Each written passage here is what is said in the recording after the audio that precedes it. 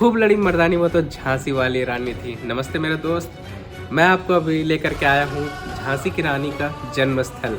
मैं वही बनारस में, तो आप सभी को हर हर महादेव। वैसे तो बनारस में, वाराणसी में, काशी में, आप इसे जो भी कह लो, यहाँ पे बहुत सारे घाट है, लेकिन 80 घाट उनमें से एक अपना सर्वोच्च स्थान रखती है। वैसे 80 घाट जाने के बहुत सारे रास्ते हैं। अगर घाट घाट आप पैदल चल के आना चाहते हो तो आप दशाश्वमेध घाट से एंट्री ले सकते हो। मैं घाट से होकर गुजरता हूँ तो वहाँ बहुत सारे बोट भी रखे होते हैं, जिनके पास जा करके आप अपनी फोटोज वगैरह खिंचवा सकते हैं। यहीं पास में एक तुलसी घाट है, जिसके ऊपर भी आप जा सकते हैं। तुलसी घाट तुलसीदास जी के नाम पे पड़ा है। तुलसीदास जी ने यहीं पे बैठकर रामचरितमानस लिखा था। एक दूसरा रास्ता है जिसके सहारे आप सीधा 80 घाट तक भी पहुंच सकते हैं। ऑटो वगैरह, गाड़ियां वगैरह भी आपको मिलेगी जो डायरेक्ट आपको 80 घाट तक पहुंचा सकती है। आप अगर रोड से आएंगे, घाट से नहीं, तो ये उसका मेन गेट है, तुलसी द्वार। और यहाँ पे मैं देख रहा हूँ रानी लक्ष्मीबाई जन्मस्थली। जा रहा हूँ इसे एक्सप्लोर करने के लिए। आप अंदर से 80 घाट जब जाएंगे तो यहाँ पे एक बोर्ड लगा हुआ है एरो का। ये उनकी याद में यहाँ पे एक पार्क सा बना हुआ है।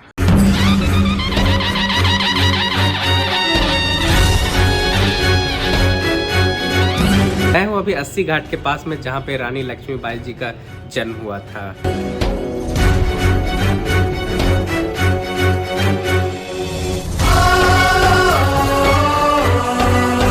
अब इतने सालों के बाद इनका मकान तो नष्ट हो चुका है, तो गवर्नमेंट ने इनकी स्मृति के रूप में उनकी इस जगह पर एक छोटा सा पार्क बना दिया गया है, जो कि काफ़ी सुंदर है। यहाँ पे उनकी सारे जीवन की इम्पोर्टेंट घटनाओं को दीवारों पे चित्रण कर दिया गया है। यहाँ पे एक वॉल है जहाँ पे रानी लक्ष्मी जी के बारे में आप पूरा सब कुछ विस्तार से पढ़ सकते हैं।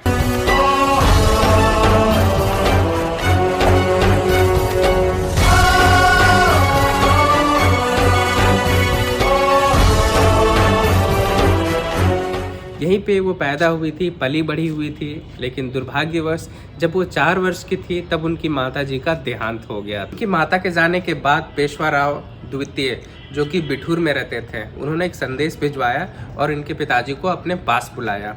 इनके पिताजी उन्हें लेकर के 4 वर्ष की उम्र में वहाँ पे बिठूर में गए, जहाँ पे उन्होंने लाड़ प्यार से उनको पाला पोसा, उन्हें कलाकारी सिखाई, तलवारबाजी सिखाई, उसे बहादुर बनाया। कम उम्र में ही उनकी बाल विवाह हो गई गंगाधर राव जी के साथ में। वो वहाँ पे झांसी चली गई, लेकिन दुर्भाग्यवश उनकी पति की किसी बीमारी के कारण मृत्यु हो गई। उसके बाद उन्होंने एक बच्चे को गोद लिया था ताकि वो उसे उत्तराधिकारी बना सके, लेकिन अंग्रेजों ने उसे उत्तराधिकारी बनाने से मना किया। फिर हार करके रानी लक्ष्मीबाई ने कमान संभाली और अंग्रेजों के विरुद्ध एक जंग छेड़ी। काफ़ी समय से ये लगातार युद्ध चल रही थी। काफ़ी हिम्मत उन्होंने दिखाई और अंग्रेजों के दांत खट्टे किए। वो जो लड़ाई रानी लक्ष्मीबाई ने लड़ी थी, निरंतर 1 साल तक चली। 1 साल की निरंतर लड़ाई के बावजूद भी उन्होंने हार नहीं मानी। जब वो अकेली पड़ गई तब अंग्रेजों ने उन्हें चारों साइड से घेर लिया और उन्होंने 1 साल लड़ाई करने के बाद ग्वालियर में उन्होंने अपनी आखिरी सांस ली।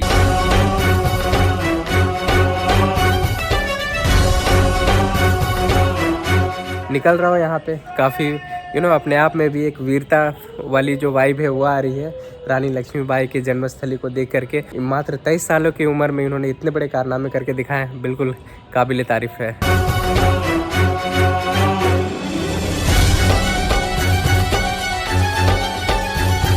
यहाँ से निकलने के बाद सड़क पे जो मैंने देखा वो मेरे लिए बहुत ही ज़्यादा शॉकिंग था। यहाँ पे मिल रहे थे चिकन तंदूरी। जी ना, ये दिखने में चिकन तंदूरी, चिकन टिक्का जैसा लग रहा है, बट ये है प्योर वेज। ये बनता है पनीर से, टोफू से और सोयाबीन की जो बड़ी होती है उससे। ये था तो ये वेज आइटम, लेकिन इसके नाम बड़े नॉन वेज तरीके से अतरंगी थे, जैसे सनी लियोनी चाप, मियां खलीफा चाप, सनी लियोनी रोल। ऑलरेडी हमें बहुत लेट हो रही थी तो हम यहाँ से ऑटो पकड़ के निकल जाते हैं अपने रूम को, वरना मिस कर दिया हमने एक अच्छी चीज़। सनी लियोनी चाप को एक बार ट्राई तो करना बनता था।